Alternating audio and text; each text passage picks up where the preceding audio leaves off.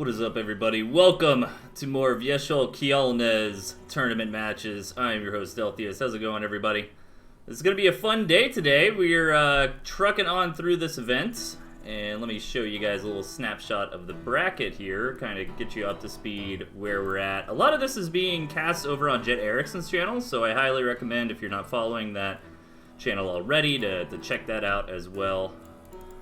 And let me see. Bam! Alright, so here we are in the custom map tournaments, and it looks like what we're doing today is the losers round 3.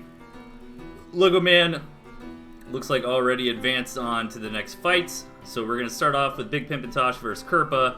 Whoever wins that's going to go up against Logo Man the next round. Then we've got Solomon versus Season 1 player, aka Rush, and Claro versus this guy. That's going to be a lot of fun. For losers round 4 lower bracket as well. And looks like so far Jacoby is making his way downtown, doing good. And Airloo versus the Gentleman, that's going to be very exciting to watch. So, all right, cool. Well, without any further ado, guys, I guess let's hop right into this. Looks like everything is okay on my end. Did I pronounce it better that time, Jet? I think that's pretty good. Alright, let's rock and roll. Get my little map cheat sheet up. There we go. Alright, game number 1 here. Okay, it looks like we are spawning in on Glacier, and over on the left we've got Big Pimpintosh. His opponent to the right, Kerpa.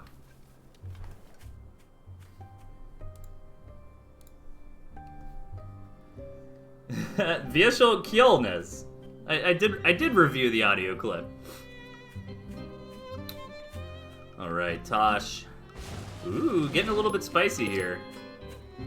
Let's see if Kerpa can see the proxy mill. Very common strategy on this map. You know, you're kind of just asking for it. This mill right in range to start building defenses, to start a proxy attack. Even the squirrels can like fire over and start hitting warrens. Even the pigs, I think. So far, Kerpa has not seen this, which is kind of a big deal. 8 farm openings for both sides outside of the quick mill by Tosh. I think he took that mill on 6, and look at this. He sells off the 2 building farms. And is it going to be a balloon coming up? Yes, it is. And Kerpa, oh, it's actually in Kerpa's vision, but I don't think he's noticed it. Oh no, this is not good. That balloon doesn't take too long to build. It's already halfway done.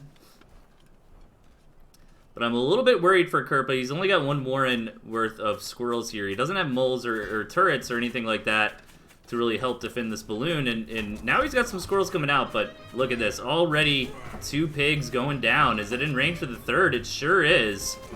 So that's 3 pigs already, and as long as Kerpa can hold this position, I mean, hell, he could even sell this balloon now if he really needed to. But like I said, he doesn't have moles, he doesn't have turrets or anything like that to just instantly reinforce this position very quickly.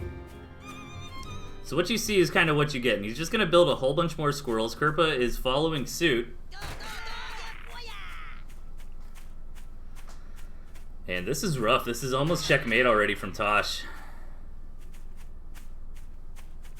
Kerpa does have double the squirrels here, but there are the warrens, and yeah, he sold off that balloon, actually. I think that balloon might have helped a little bit in this hole, but no, he's gonna hold anyways, and yeah. This is looking really rough for Kerpa. Tosh is moving in already. Some damage is starting to get dealt to these warrens. Again, keep in mind Kerpa's economy was ravaged earlier on by that proxy balloon. And yeah, Tosh was a little bit late on his farms, but he did throw down that 7th one, and this is just GG. Kerpa absolutely bamboozled this game. Didn't quite see that balloon going up in time, and he's just gonna have to tap out. A nice quick victory here for Tosh.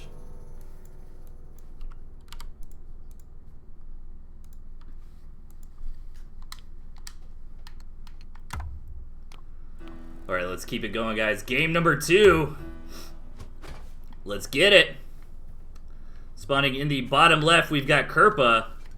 And up to the top right, Big Pimpintosh. You know, I don't actually think I've cast a game on this map yet. This is Serpent's Path. Yeah, it's not really ringing a bell. Like, I remember seeing this when we were deciding on the map pool, but I don't think I've personally cast on it. I don't think I played any games on this when I was in the tournament. And Tosh bringing out another spicy deck here. He's got artillery cannons. He's got the Fox. Meanwhile, Kerpa's just trying to play a little bit more tried and true, more standard here. Just looking for a nice punchy army. And Tosh with the quick campfire. Tosh, is he gonna build an arty up there? How much range are you actually gonna get? Like, do you get down to that second one? Probably, but the third is the question.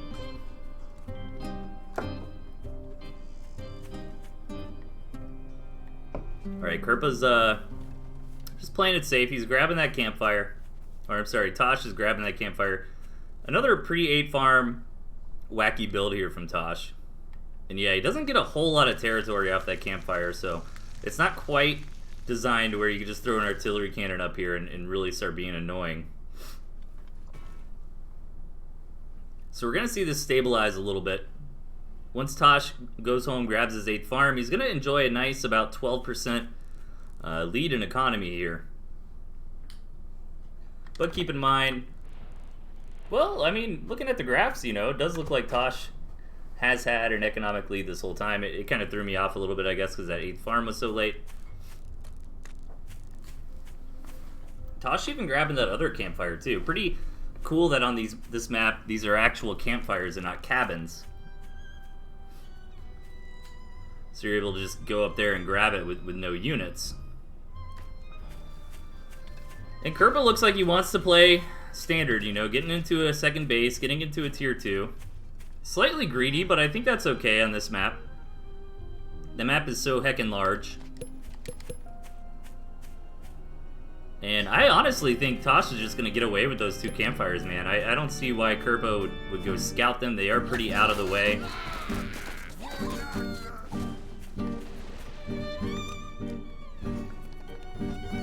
Alright, Tosh is building up a lot of Squizzard, which does pretty good against Skunk Squirrel for the most part.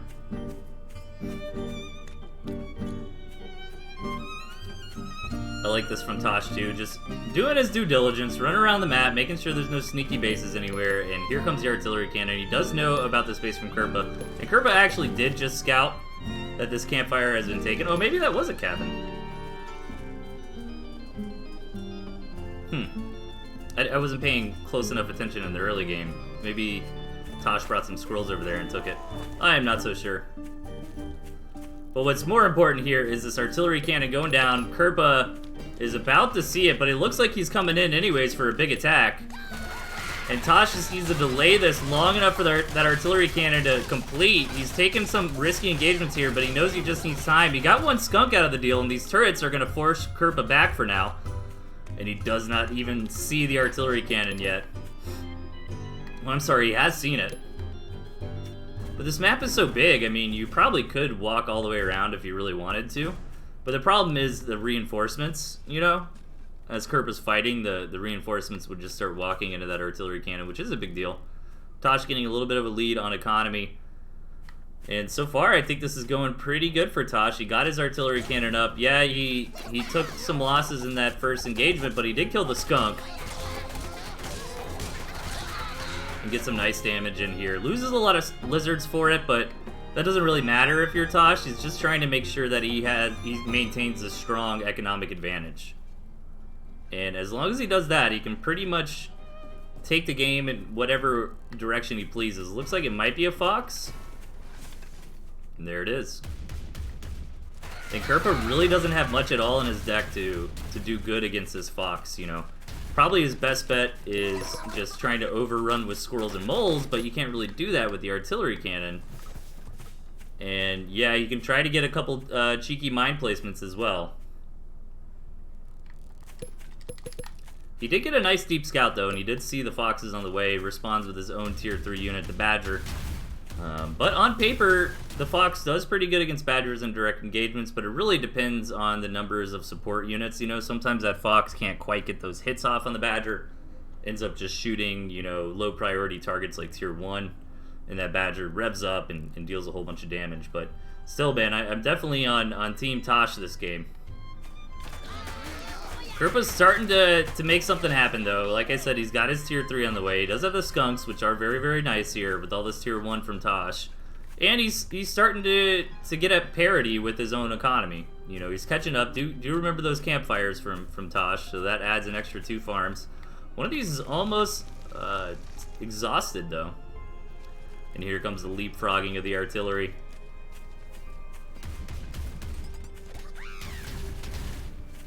Krupa's not going to be happy seeing that artillery cannon get closer and closer to his base. I wonder if Tosh is going to sell off that back one or just keep 2. You know, this is a nice spot to kind of stage fox attacks. You know, run in here, poke and prod, run back to the safety of the artillery cannons.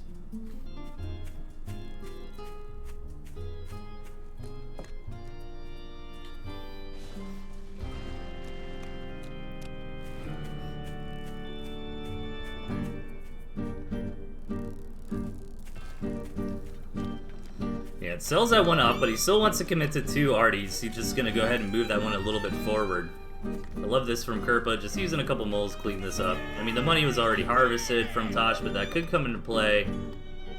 Actually, I'm not sure if exhausted cabin matters in a base trade. It might. I think it does. My guess is yes. It's just we haven't seen that situation in such a long time. Here comes this initial harassment from the Fox. Sniping a few pigs here, very good. He's just going to run back home. Again, Tosh is really going to try to bait Kirpa into attacking into his defensive position here. You know, and since Kirpa decided to take this kind of more pocket base as his second, it was going to be difficult to take this one that's a little bit more forward as his third, especially now that Tosh is already all set up with his defensive structures. But Kirpa's going to blast in here. Tosh was not quite ready to defend that arty. It goes down almost immediately, and just so much tier 1 here from Tosh. Going to deal with this Badger, no problem. As long as this Fox is alive, it's just going to one-shot these Falcons on the retreat. Kirpa knows that, and he's just going to all in with these Falcons, get as much damage as possible. Be really nice to get that other arty, but does get a turret. Yeah, and I was about to say, this is probably checkmate here. Tosh really seeming prepared, to be honest. Like, the strategies he's doing are very well suited for these maps. Let's see if Kirpa can figure out a way to bring it back in match number 3. Keep in mind, these are losers round matches, so whoever loses here is out of the tournament. Whoever wins advances on, but they're still on their last life. So let's keep it going, guys. Match number 3. Alright, spawning on the right side, we've got Kirpa. Over on the left, Big Pimpintosh. And this is Highway 404. Or, no it is not. I guessed on that one, darn it. Why am I blanking on this map? It is Highway 404. Yeah, I'm crazy. Just the, I thought it was. Just the thumbnail being twisted kind of threw me off. So, this map is really cool because of the big highway in the middle. It'll be interesting to see how players try to utilize that. It looks like Tosh is thinking about maybe throwing some barbed wire up there, starting to harass with the ferrets. Meanwhile, Kirpa does have some turrets, but again, Kirpa's decks just seem like solid ladder decks for the most part, you know. And as far as Tosh compositions go, this one's not so crazy. Ooh, gonna get a little punished here for going home. Gonna lose that Mole Warren. This is a very big deal. This might be how Kirpa manages to get back into the series. Actually can't quite kill the Warren. Tosh is gonna hang out. That was a bit of a blunder, I think, not selling that immediately. Does end up losing the rest of that Mole and even taking another hit there on that Warren before he was able to sell it.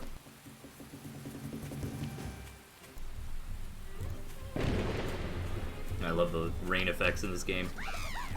Alright, Kirpa's going to counterattack with these lizards. He knows he got some value. He knows he has some tempo because Tosh invested that money on that proxy Warren. That means that his Warrens back at home are a little bit late.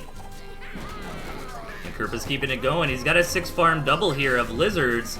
Starting to break through. Tosh only has 1 Warren trying to produce units to combat this. But he doesn't quite lose a farm just yet. He is bleeding off a little bit of barbed wire, but barbed wire is so cheap nowadays, it's not the end of the world. But still, in low econ situations like this, every little piece of food does matter. And Kirpa's gonna swing through the barbed wire here, manage to pick up a farm, manage to kill a couple squirrels before losing some more lizards, but definitely gonna be happy with that engagement. Yeah, Kirpa needs to take it home, build his own farm, stacking up a little bit of food here. And overall, yeah, nice punish for that little bit of a botched mole rush in the beginning. Kirpa is up slightly this match, but Tosh is not at the point of no return just yet. He's a little bit behind.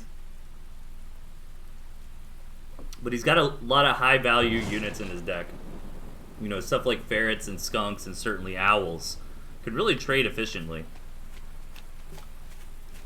And Tosh is just hoping this barbed wire and the couple squirrels he's got will hold on long enough for him to get up some skunks. Yeah, I'm not sure I agreed with that decision either. The skunks aren't the best thing in the world against lizards, and he instead is going to go for the Hail Mary one base tier 3, trying to get that owl as fast as possible. But Kirpa saw it immediately, can easily respond with some falcons here, or even his own boar. Like, the boar is pretty good against owl as well. Yeah, gotta go for the boar. To be honest, he can probably get some falcons too if he sold off a warren and started building them. Ooh, but Tosh is being a little spicy. Oh, and he sold off the owl warren. Instead, he's gonna build a whole bunch of moles, build this proxy mill up here, because he wants to initiate a base trade. He's hoping he messed with Kirpa's build a little bit, you know, baited him into getting a tier 3 instead of more and more tier 1. Maybe he's got a little bit of an attack window opportunity, but Kirpa still has a lot of tier 1 here. I don't know how well this is going to work. He's certainly going to kill off maybe 1 or 2 warrens. I mean, the moles is just hard to prevent that because they deal so much damage so fast. Oh, that turret on the high ground's not quite joining the fight as much as Kirpa has hoped for, but yeah. I mean, Kirpa cleans this up nicely. He does lose a warren, but not a big deal, to be honest. You know, he won that fight so efficiently. It doesn't really matter. And yeah, I was gonna say, I'd love to see him just commit to this boar. Like, I don't think Tosh is really gonna be able to handle it.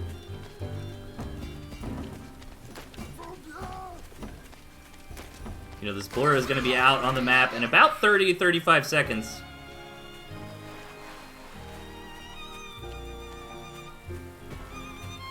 Sell off that turret, keep building up more tier 1. Yep. I like the emphasis on the lizards. I don't think the boar's flamethrower attacks the barbed wire. But you can kind of just tank the barbed wire with the boar, I guess. Well, I don't know how much damage that would do. I don't know if that would be worth it. Might be. A little bit of barbed wire is not going to stop the pain train about to come out here from Kirpa. The boar is here. I like the single turret to help against the counterattack. Because Kirpa knows that Tosh is probably a little bit desperate. Tosh is getting ahead on economy, though, with this hidden base over here. And the lizards get caught out in the open as Tosh was trying to rally to start a counterattack. But Kirpa probably thinks, you know, after he kills this mill, that's game. He's going to be pleasantly, unpleasantly surprised, I should say, as Tosh is going for one last-ditch effort. But Kirpa's got this in the bag from here, man. He should be able to just come over, clean this up. Ooh, even selling that mill. Oh my god. Okay, he's gonna try to clean the moles. He doesn't even want to give Tosh the chance. That was probably smart. And Kirpa puts a point up on the board.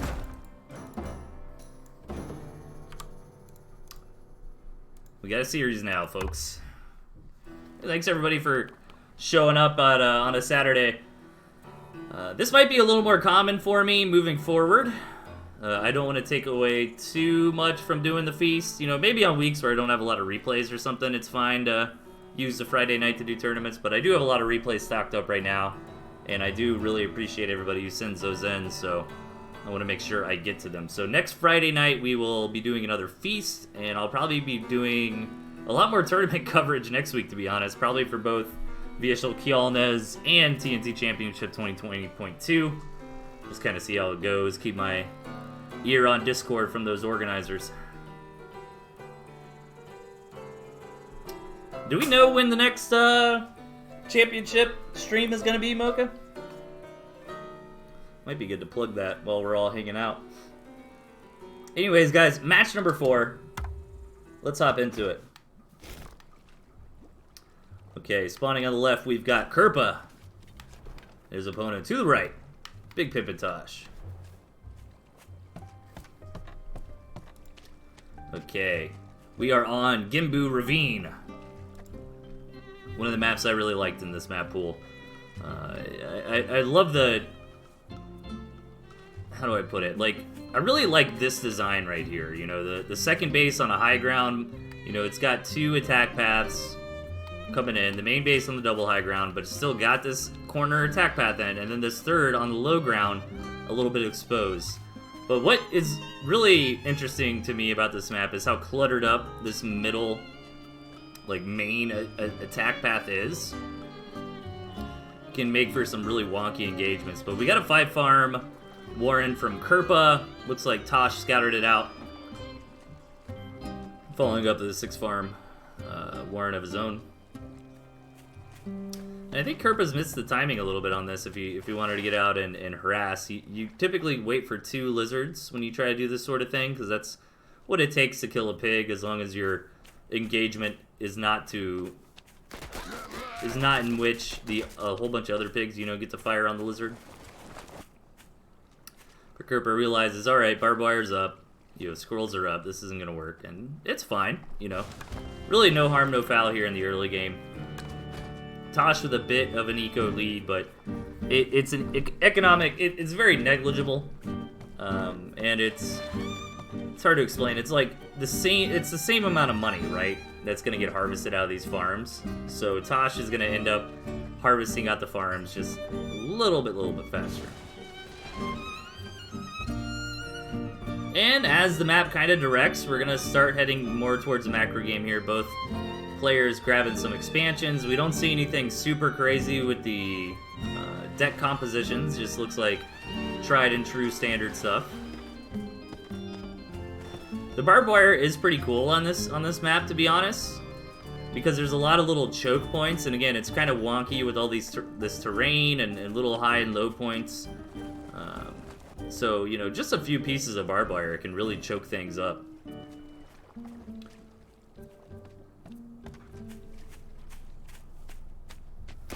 Yeah, like, this wouldn't work anyways. Oh, Kerpa accidentally rallies his units a little bit too far there, ends up losing a couple lizards for free. And these little advantages that Tosh is starting to compound now, you know, might start to add up. And Tosh is even going straight up to that badger. Kerpa hasn't scouted it yet, but he might be able to get in there this time. Yeah, he's gonna see it. He's got snakes, he's got his own boar. Really, I'd like to see maybe a pair of snakes, you know? That'd probably be all he needs. Maybe some cams too. Or yeah, just going double snakes here. Because he's got time for these tier 2 to get out. For the most part, it is going to be close because the Warrens were a little bit late. But it takes a minute for you to build your tier 2 Warren and both units out of it. So, as long as he's not blocked, yeah, he'll... Ooh, this block hurts a little bit. But these snakes should come up in time. He's definitely going to have a couple up in time. I'm not sure about the full 4. That might be a little bit close if Tosh is really, really on point about just moving up as fast as possible once he's got his badger. Yeah, don't forget, guys, a lot of this coverage for this event is over on Jet Erickson's channel. I'm sure I'm preaching to the choir. Everybody watching this probably knows who Jet Erickson is, but if you don't, check out twitch.tv/Jet Erickson. Fantastic Tooth and Tail player, caster, organizer, memester.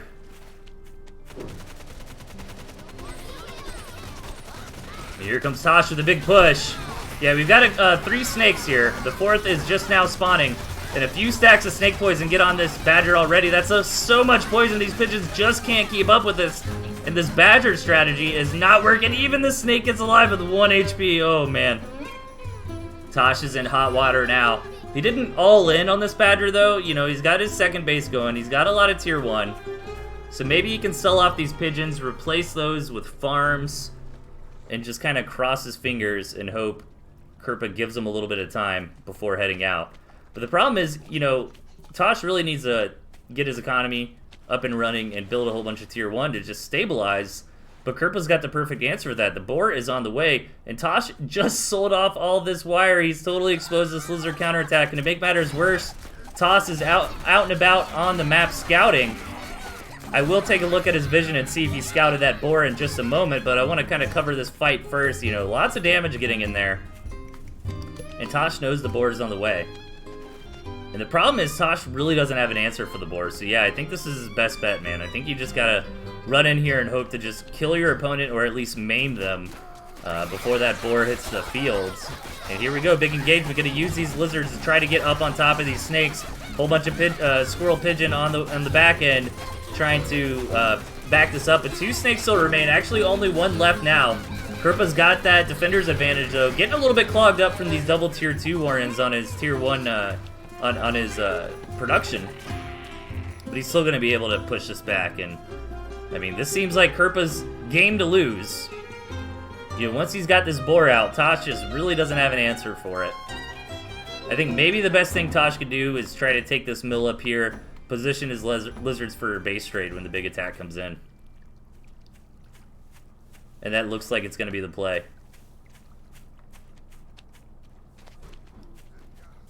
Oh, he's going to try to come in and YOLO down this tier 3 warren, but unfortunately the boar is already here, so it's like, fine. You burned my house down, now I'm going to get some revenge, and he doesn't even get the warren.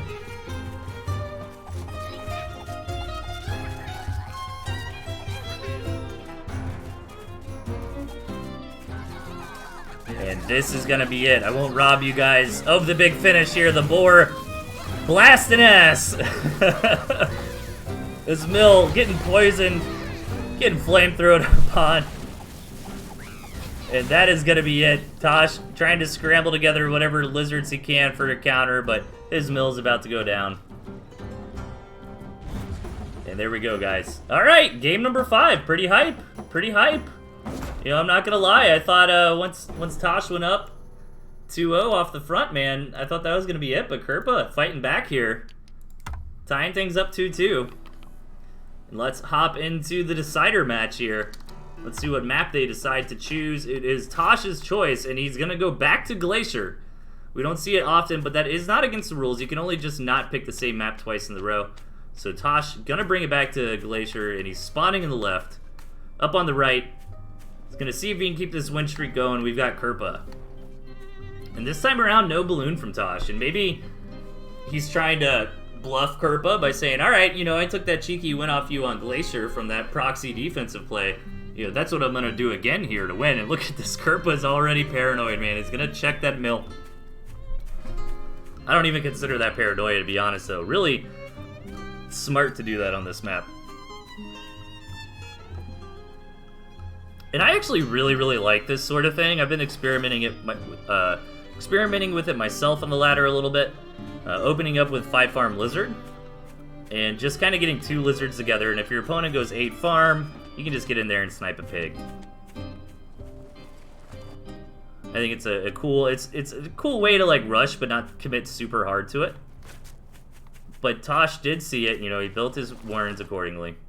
And even if it's scouted, it's not the biggest deal in the world. The problem with lizard rushing can be if you lose too many, like even if you kill some pigs, but you lost a bunch of lizards, your opponent can counterattack you, especially if they've been building a whole bunch of tier 1 and have things like moles. But I think a good way to deal with that is to just make sure you're building some squirrels at home, you know, if you're Kerpa, right? Like with these lizards. So if you try to like lizard harass while getting into a tier 2, you can just die. But I think maybe you're safe if you're like lizard harassing and you're building just more and more non-lizard tier 1, like squirrels back at the house.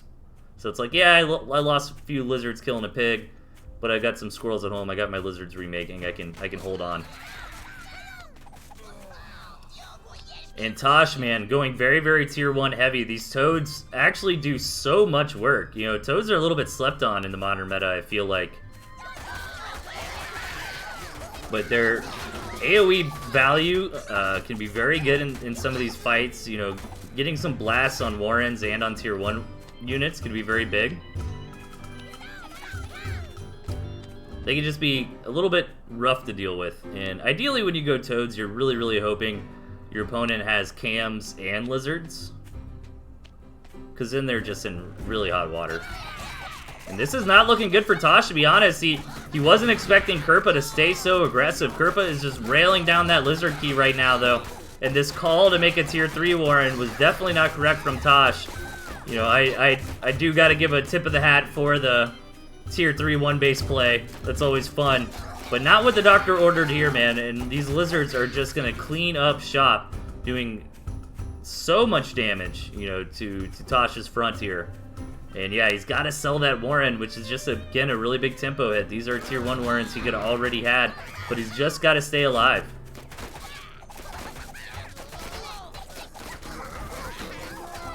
And this is probably too much damage, but this is the last game for Tosh in this tournament, man. If he loses, he's got to hold on. He's got to believe in the heart of the cards.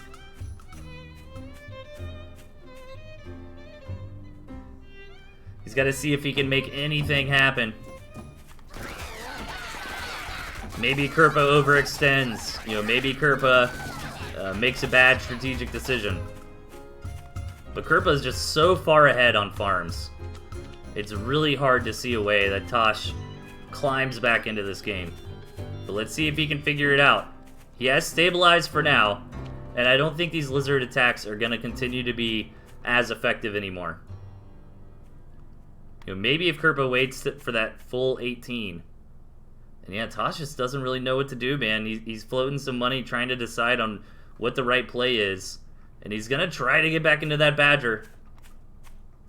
But even if he gets the Badger, I don't think it'll matter, because all these lizards from Kerpa, you know, Kerpa could even grab some snakes, and he'd be A-okay against the Badger. But again, Tosh just got to do what he can, man. And as these lizards come in, Kerpa is just going to target down this mill and knock him out of the game to continue on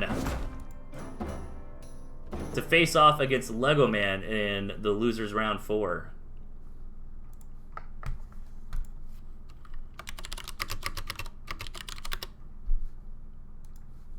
Very cool. Okay, we've got Jet himself against Melvin Fro coming up next. Let me just update a couple things. I hope everybody's having a good weekend. Last night was a lot of fun. Thanks again, everybody, for tuning in and hanging out and enjoying those matches with us.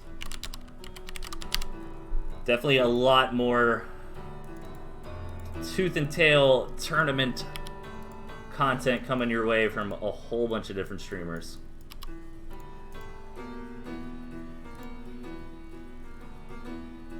I think that's right. Yes, it is. Good to see you all in the chat, guys. Jet, of course, Mochaccino, Big Boss, Solomon, Midgar. What's up, Midgar? Good to see you, man. Love it when these old school guys like Midgar pop in. Really cool to see they're still interested in this this competitive scene. All right, match number 1. Let's hop into it. Spawning in the bottom, we've got Jet Erickson. And his opponent to the right, Melvin Fro. And this map... What map is this? This isn't on my approved map list here. Is it? This is one of Kalaru's maps, I think. But, yeah, I think this map was made by Kalaru, but I don't think it's actually on the tournament list here.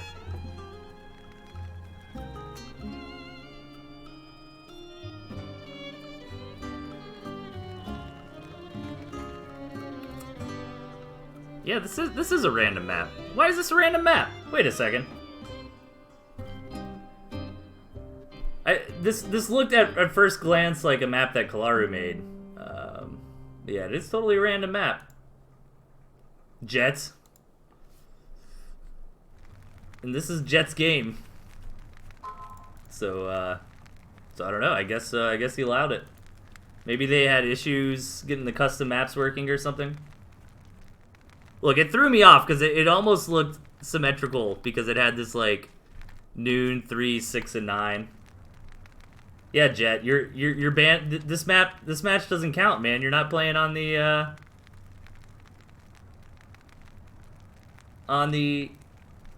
Isn't that yesterday's game?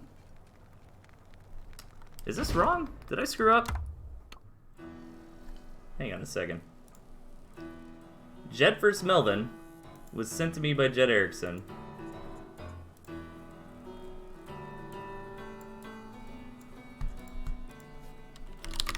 Oh, I think he probably sent me the wrong map pack.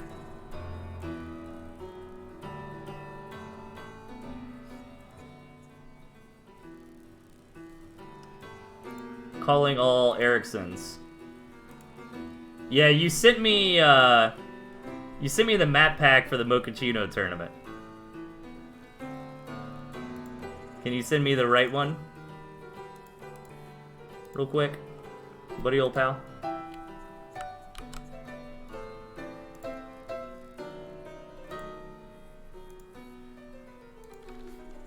It is embarrassing. I didn't notice that was a random map off the top, but we got P-Boop to give me a hard time about it, of course.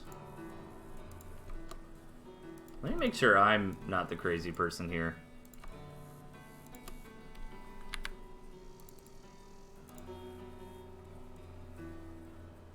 Yeah, you sent me the wrong map pack. Okay.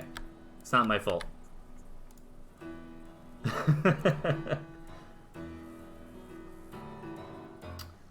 No, it actually...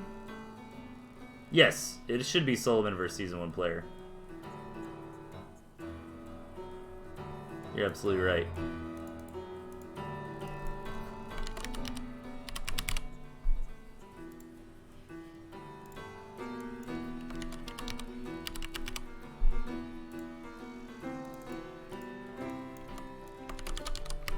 Give us 1 second, guys. We'll get this sorted out.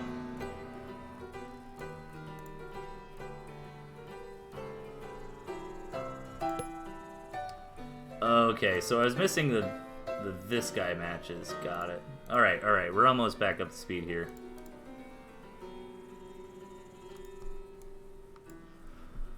We're almost ready to go. Just give me 1 more second.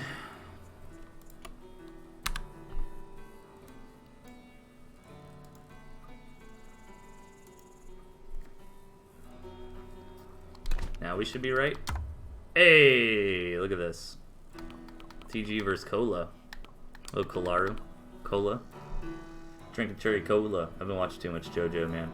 I'm so disappointed because I know so many of my friends are anime nerds, right? And like nobody's watched JoJo. And it makes me so upset. Like we play D&D and I even use like Roundabout from Yes to like end the sessions like all dramatically.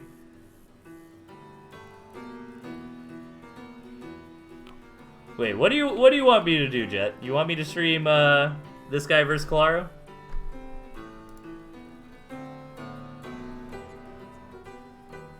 Okay, yeah. That's what you said you wanted. Alright.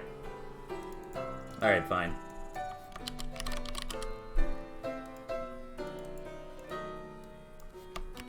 We can do that. Okay. Now everything is back in working order. Apologize about the confusion, guys. It happens from time to time. This is going to be a fun match, though. This guy versus Kolaru, 2 very, very strong players. Let's hop right into it.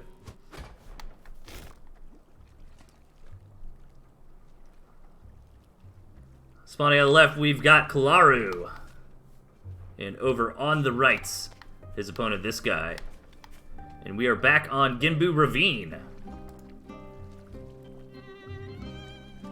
Let's see how these players want to go about it. This guy's got his pretty standard composition here. Meanwhile, Kolaru is using... I think he beat me with this on this map, to be honest. Didn't I play against Kolaru? Yeah, I went 3-2. That was a fun series. Yeah, he beat me with this strategy on this map. I don't think he had the Fox, but the Snake... Oh, he had Artillery Cannon. He had, like, Snake, Owl, Artillery. And I just couldn't push through it. I was making a comeback, but I remember I pulled my units out of my like little defensive setup. That was a fun game. Let's see how these players want to go about it, though. Maybe we'll see some quick expansions. Maybe it'll be a little more safe. Go for the 8 farm double first. No, Kalaro's just going to straight up go... I mean, I'm sorry. This guy's just going to straight up go right for that mill. Kalaro doesn't have the moles to punish.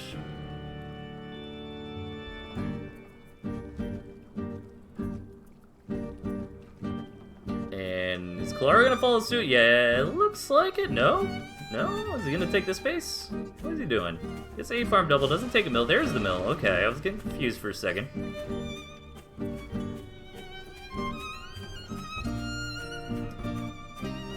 Start poking and prodding at this Warren, or this mill rather. Jeez, I can't talk today.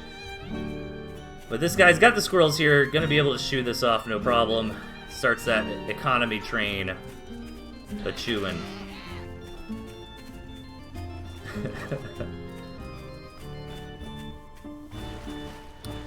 Yeah, Kalaro's got a nice group of lizards. He's only got lizards though in the tier 1 slot. This guy doesn't have toads to really punish that. But it still can be difficult because, again, you can't really split up those tier 1, right? If Kalaro's poking and prodding around the map and he loses too many of these lizards, it's going to give this guy an opportunity to come and strike back with a counter. And this guy is really good at knowing when to hold him, when to fold him, when to move in for those attack timing windows. And this guy's probably pretty happy right now. He sees, you know, Kalaro's trying to macro up too, but his farms are just slightly ahead. Kalaro even sells off a Warren there to try to get that farm advantage back from this guy. Oh, very good play here from this guy. Gonna pressure those farms with some moles. Meanwhile, Kalaro's running in, gonna grab a pig. And yeah, this guy's decided, you know what, man? You've been too greedy. You're not respecting the fact that I can pull out some moles here. And this could be really bad for Kalaro. But actually, this guy had to sell off those mole warrens, which takes a lot of the wind out of the sails of his attack here. But he gets a couple farms. He's gonna be trading pretty favorably.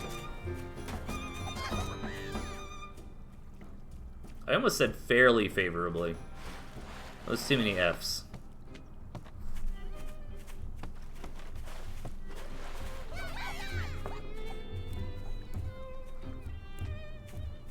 And this guy moving into those owls.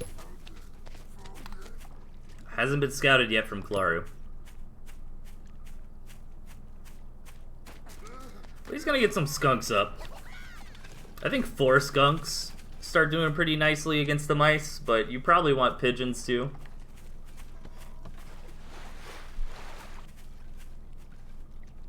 Fairly favorable fight to fight in the feast. Now we need another F word instead of fight.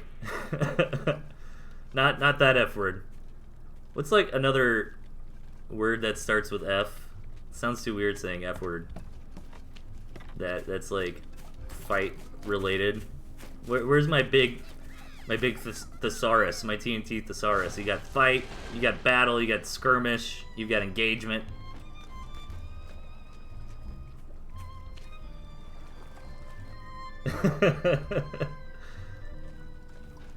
Cool, it's all good. Yeah, man, keep them coming.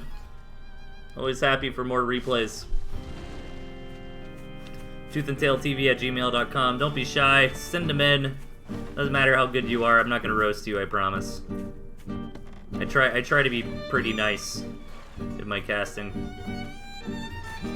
All right, both players starting to get into a little bit of an arms race here with the owls. Kalaro's a little behind, but he does have more tier 3 on the way. If this guy doesn't just come in and crush him right here, right now, you know, Kalaro might be able to put up a good fight later on, but he's not in position for this attack. This guy gonna munch down 4 pigs for free here, man. That is a lot of damage. This guy's already got that 3rd base going too. Hitting that 5-minute mark really just adds salt to the wound as well.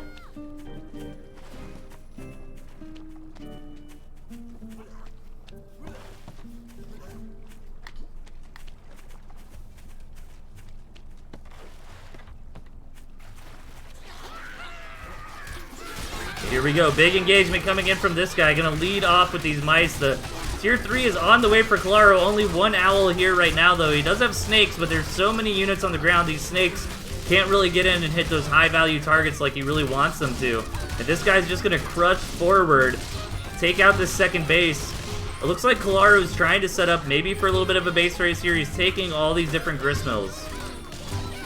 Gonna try to flank around the side and hit these key value targets with this snake poison here. Does manage to knock out those skunks, but loses the natural.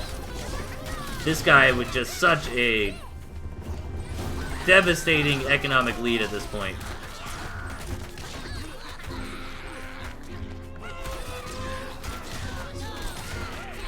I don't think Kalaru can hold on. He is gonna pay for this fox.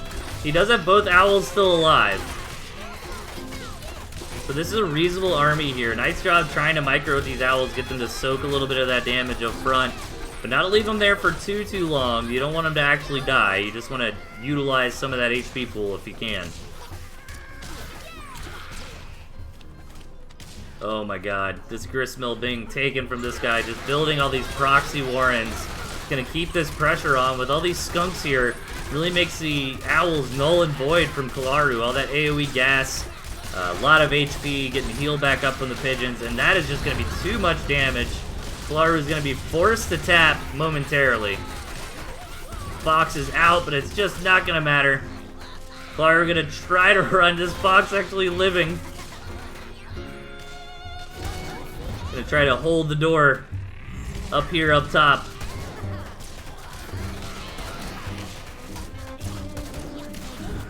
Just a group of special units here. That is going to be a nice, decisive victory in game number 1 here for this guy.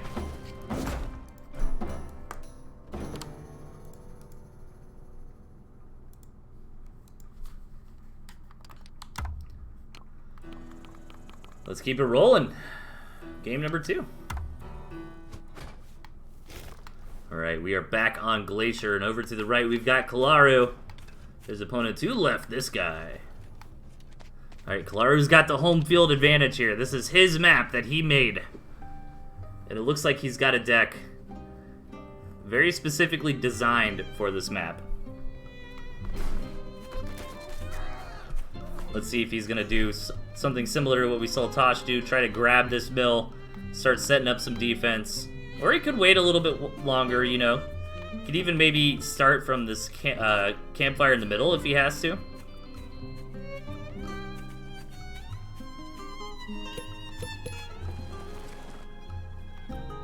Yeah, so that other map did have campfire. It just shows in the Fog of War, if you haven't seen it, that it's a cabin. That's interesting. That's what I thought. Because I was like, I don't think Tosh actually had anything look at this from this guy. He knows the lizards are heading out for an attack. He's gonna try to snipe those warrens with the moles. However, the lizards on the other side of the map might start getting some work done if this guy's not over there to really start microing, and I think he realizes that, starts heading home. As this one warren that he placed to kind of look out for any kind of shenaniganery is in trouble. Looks like this guy will end up saving it. Build some emergency moles just in case. Clara's got to go home and spend a little bit of money here.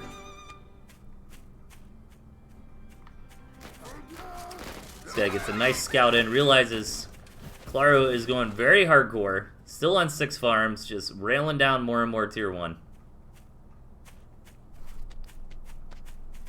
And this guy's got the numbers right now. You know, Pure Lizard against Squirrel Mole, it can kind of go either way. But it just depends on the numbers, it depends on the engagement.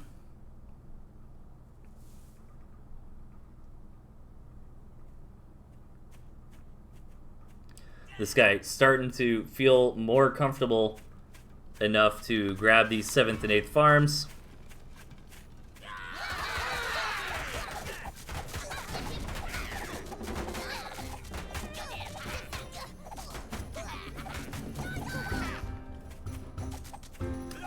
Nice victory there for Claro. Gonna try to come in and get some damage in on this infrastructure. One Warren is gonna fall, and can Claro just snowball this to a victory? It looks like this guy thinks so. Taps out. Claro ties the series up 1-1.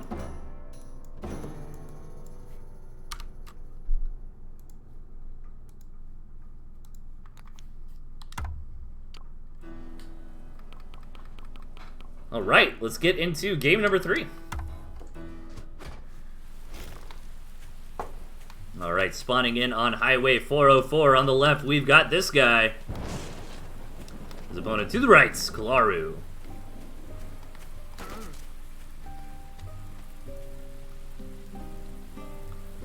And 4 farm moles already coming down here for Kalaru. Is this guy gonna do the same thing?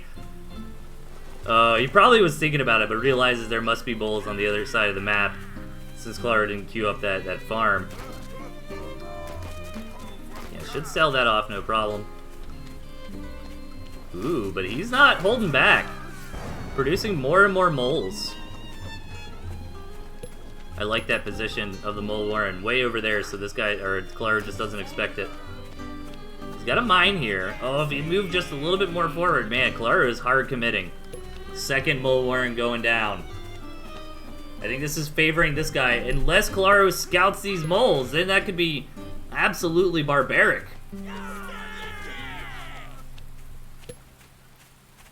I mean, best case for this guy in that situation is that he sells off that warren. But that is such a big tempo hit. Kalaru thinks he's got enough. He's just gonna rail in here on this warren, knock it out. But here come the moles from this guy to knock out the mole warrens of Kalaru. And this guy cleans up the rest of the moles. Kalaru in really, really bad shape now. Gonna go home and build up some desperate defenses, as this guy knows how much momentum he's got in this game right now. He's gonna come in and try to at least gouge his opponent. If he can't win the game right here, right now, just really, really magnify this advantage. Oh, Kalaru's getting prepared for a base trade. This guy's a little bit cautious of that. Gonna go home, make sure he's not about to get, you know, swung in by 9 moles or something like that.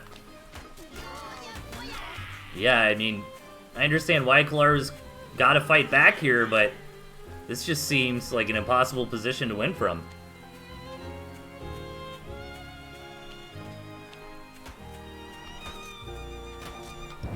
Oh my god, this guy attacking on both fronts. Both warrens going down. Kalaru desperately, yeah, there's those 9 moles I was talking about. But they're just not going to get up in time. Quick, bloody match. Going over to this guy here.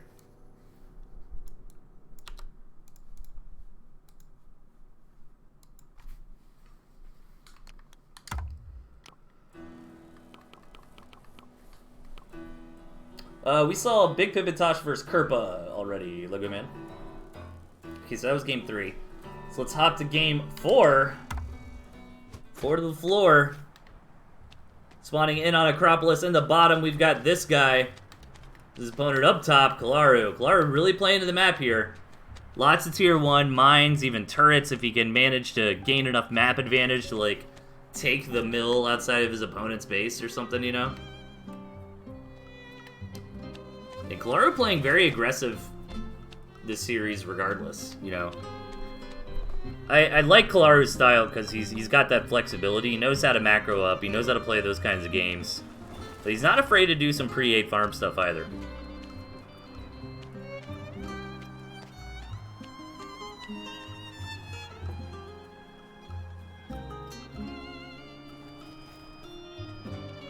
Oh, and speaking of pre-8 farm stuff, oh my god!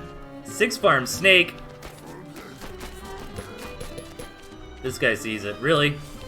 Really? 6 farm tier 2 with the safety turret? Some mines. Kalaru's really expecting to be attacked. So the best thing this guy could do is probably just take this opportunity to macro up. Maybe build just a lot of tier 1. You know, if it's skunks, that feels bad, but if it's anything else, a lot of tier 1 should get the job done pretty nicely. This is an old school style. This is something Mishi used to do a couple of years ago. You know, start off with a quick snake, pre-8 farm snake, back it up with some pigeons, and really just start poking down your opponent as much as possible.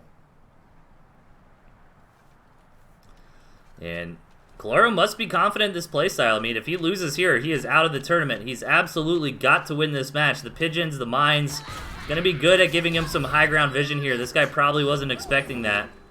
And stops all of those squirrels, no problem. Only goods up 20 food there. Keep in mind he did have to pay for those mines, but still a big tempo play in a situation where Kalaru is coming in hard and heavy, but this is so many squirrels here. Can the healing from the pigeons negate this? Keep in mind, you only need one stack of poison on each tier 1 to kill it, but I just don't think this is enough. I mean, mass tier 1 can really shut down, you know, weird strategies like this, no problem. Kalaru really needs his own squirrels here to help buffer for these pigeons, help buffer for the snakes. He realizes this guy's got him checkmated and taps out. Very spicy, quick series here. So we're hopping into the last match for today. We've got Solomon versus Season 1 player, also known as Rush, but if they are going by Season 1 player now, that's what I will call them. That's what they signed up in this tournament under, so there you go. Alright guys, give me a very quick break, just gonna grab another drink, and we'll hop into this last series.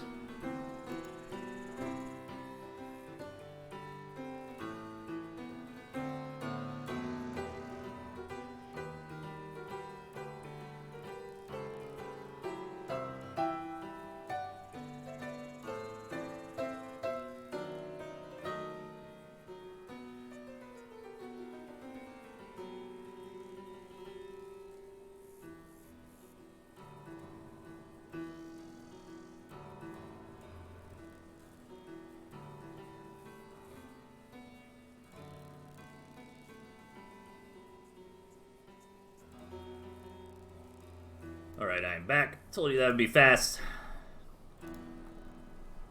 Got one more here, guys.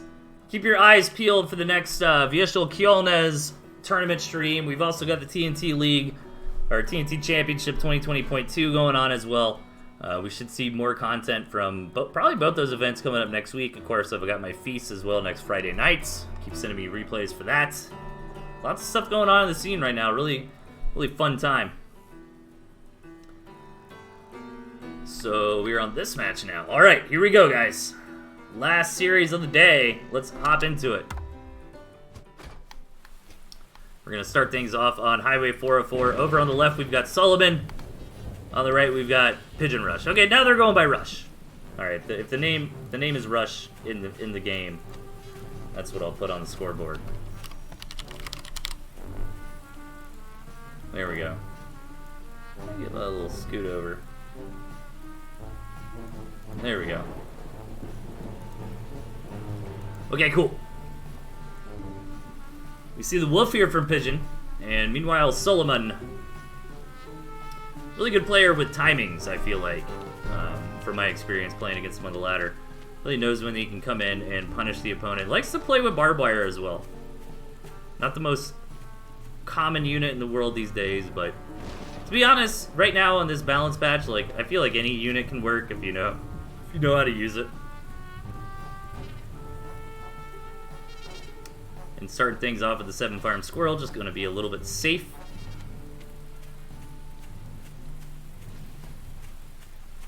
Yeah, let's see where it goes. I don't really favor either player from deck choices, you know. I don't think it's clear to say either one's just straight up got the better late game or the better, you know, Death Ball army comp. Of course, Falcons are strong. Cams are kind of in this interesting spot now where they're not as oppressive in the early game. You know, they can't get in and do as much as they used to, but they still scale really, really nicely. You know, once you start getting up to like 4, 6, 8 chameleons, that makes a super good front line later on.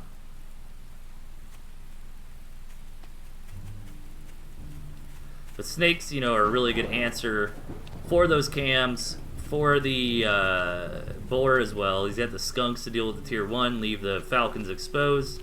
Here comes Solomon, moving in with an attack here. Pigeon Rush is not quite in the right position to defend, so he's gonna lose a pig right off the bat, and that's exactly what Solomon was looking for. You know, Solomon didn't really have any lead going into that attack. You know, about the same amount of units were there for Rush, but based on war emplacement, based on the fact Rush was out and about scouting on the map, Solomon was able to get in there and kill a pig. And that's a very big deal. You know, Pigeon Rush can't afford to be behind by that much on economy. He has to rebuild that pig, so that's just 60 food for Solomon. So he's going to start this match going into the mid-game here, if we see a mid-game. And in a nice little lead. Not enough of a lead to where Pigeon Rush is just, you know, boned at this point. Good job looking for that. I'm not sure if that was intentional, but his commander stopped for a second there, picked up the mine, moved forward. It might have been because he'd already seen the other mine. This is so many units here. You know, Solomon already had that lead earlier on, and then Rush was trying to get into a skunk war, and if he would have got away with that skunk war, and Solomon would have been in a bad spot, but Rush just not quite having enough time that he needs, and Solomon's just going to win from here. This is just too much damage. Another very, very fast, aggressive match, and again, I think Solomon is just one of those players, man. He likes to be aggressive. He knows when to come in and attack, and that's one of the most difficult things in Tooth and Tail, in my opinion, is really understanding when you've got an opportunity to attack in. So, nice play there from Solomon. And let's see what happens in game number 2. Alright, we're spawning into Acropolis. In the bottom, up a game, we've got Solomon, his opponent. Up top, Pigeon Rush. Looking to tie things up here. Both players opting to keep the same decks, which I think is totally fine, you know. I think it can be a trap, especially for newer players, to play with a whole bunch of different decks. Sometimes, like, finding what you think is good for the meta and practicing that can be pretty smart.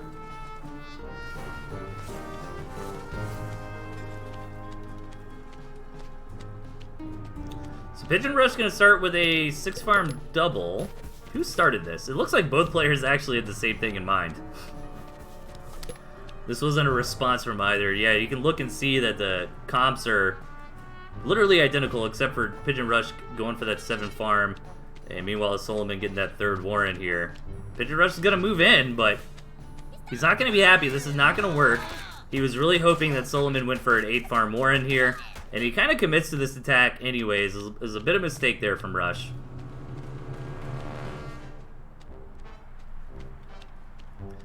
And again, Solomon's going to enjoy a nice little advantage here in the early game. He is a bit behind on farms, but to be honest, I don't think he's got any intention of taking those farms 7 and 8. I think he's just going to march right across the map with these squirrels, abuse this high ground, and just straight up try to win the game. Pigeon Rush is going to stop. Ooh, indecisive here from Pigeon Rush. Costs him a couple lizards, which he really, really needs right now. Yeah, and just doesn't commit to the attack, back and forth, losing more and more lizards. And again, this is just checkmate. Solomon likes his squirrel attacks, and you give this guy any amount of lead, and he will be at your face with squirrels in no time.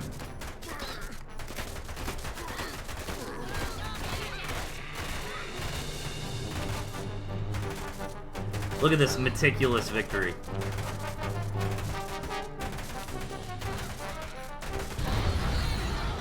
And a quick 2-0 here for Solomon. Let's see if Pigeon Rush can find a way to claw their way back into the series. I think what they need to do is just use a safe opening, you know, scout well, position their units right, try to take it into the mid-game, you know.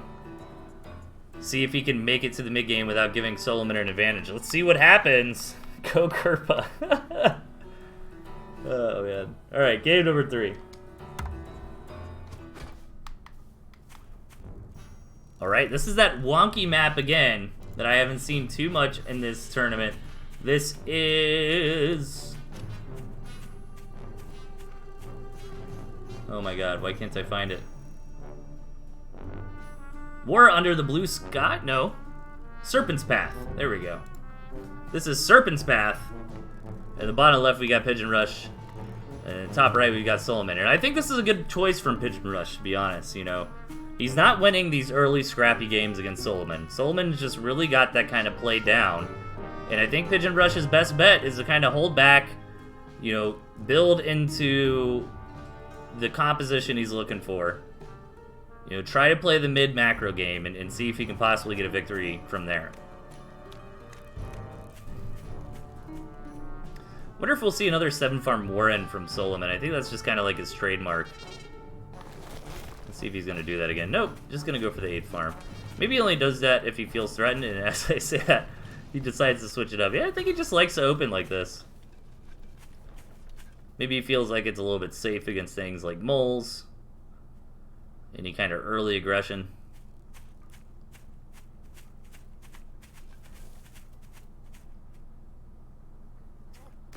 You're deciding to sell that. Yeah, he really wants to be safe here at the early game. He sold that farm because he didn't want to block the production of his squirrels.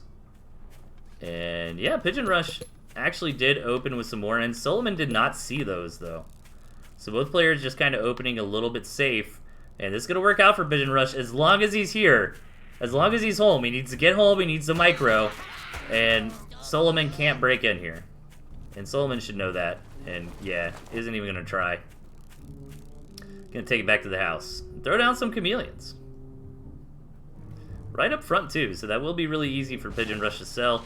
Gonna get into an expansion, so it looks like Solomon wants to take this into a mid-game. He's kind of hoping that Pigeon Rush isn't gonna build just a ton of tier 1 and straight up attack in. But that's not the case. Pigeon Rush building a couple like scouting mines almost. Gonna be able to see movement over on the map. I do like that mine. I wonder if it'll come into play. Oh man, Pigeon Rush with the 1-base owl. I'm kind of worried though with the placement of it. I would have liked to see it maybe tucked into this corner back here instead. Because what if Solomon just builds up like 6 lizards, comes around and kills it? But it looks like Solomon is just going to say, alright, you're investing 360 food into a unit that's not going to be here for a long time. I'm going to wait for my cams, I'm going to build up a whole bunch of tier 1, I'm going to see if I can just go straight up win. And he probably might, to be honest, as long as he does this attack well. Pigeon Rush also trying to get into some tier 2, into some pigeon. These are more like, you know, side utility units. Falcons are obviously great, but not in super small numbers like this. And yeah, Solomon is going to start this attack by sniping this owl warren. It is taking him a little bit of time to get over here, but this owl is still about 30 seconds out. Solomon's got plenty of time to come in. Rush is home for this, though. But his units aren't quite in position. He's going to start targeting down that warren. He's going to get it. Pigeon Rush does get that 180 food refunded. But really what was important there was he was counting on that owl to win the game with. And it looks like he is going to hold this attack. But he took so much damage. 300 food worth of damage there. Knocking out that tier 3 warren, knocking out 2 pigs. And Solomon's probably just going to keep this pressure up. Maybe throw down like a farm. I wouldn't hate to see that, like a farm or 2, you know, just to hedge your bets. Make sure, alright, if I don't straight up win the game here, I'm not going to lose from Pigeon Rush having a secret base or something with a bunch of farms. You know, Pigeon Rush being a little bit indecisive, not sure exactly what he needs in this situation. I'd like to see just more squirrels. Like, he just needs boots on the ground right here, right now to stay alive. He can manage to get these double skunks out.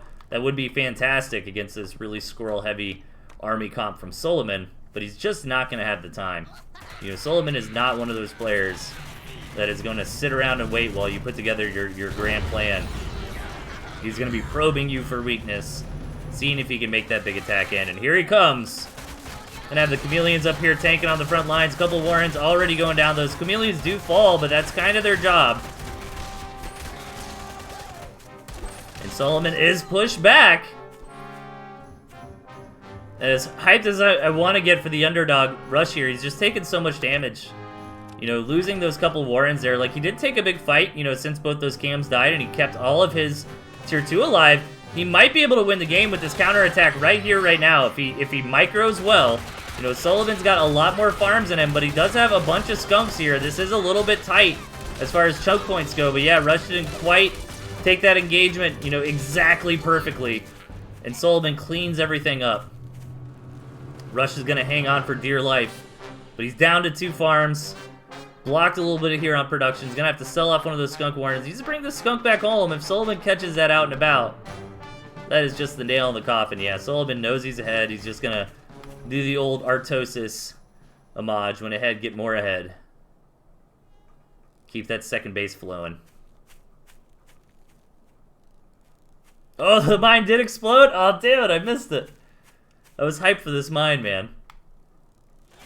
That was a really cool spot for a mine. Sullivan's looking around, and he's just got to feel so good in this game. He doesn't see a second base. You know, Rush has really got nothing left. He's gonna try to hold it down. One last push, maybe. But this is basically it. I really don't see a way Pigeon Rush can win this game, as much as I hate to be an anti-hype guy. You know, spoiler alert, I do understand this game somewhat, and and know when people are probably going to lose, but I still try to keep things hyped up. But this is just a position where Rush is simply way, way too far behind. Going to hold down for one last attack. Solomon going to come in here, ram on through, and take his place in losers round 4.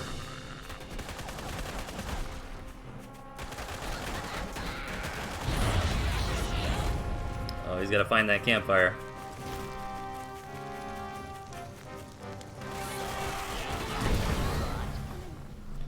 All right. Nicely done here from Sullivan. And guys, that is it for today, man. Solid hour and a half stream.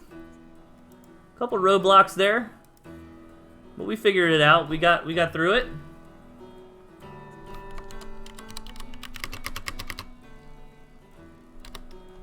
So thank you everybody so much for tuning in, man. We had great viewership here for kind of a last minute, not really scheduled too much stream. I really appreciate it, guys. And again, don't forget about everything going on. We still got Tooth and Tail Championship 2020.2. We've got the Vyeshal Kywalnez tournament underway. We've got the Feast as well. Pocketbots going on constantly. So that is it, guys. I hope everybody enjoyed the show. And I will catch you guys next Friday nights, if not sooner. So take care, everyone. What? You're in the tournament, Lego? Who's like Lego? Yeah, man. All right, guys. Take care, everybody. We will catch y'all next time. See ya.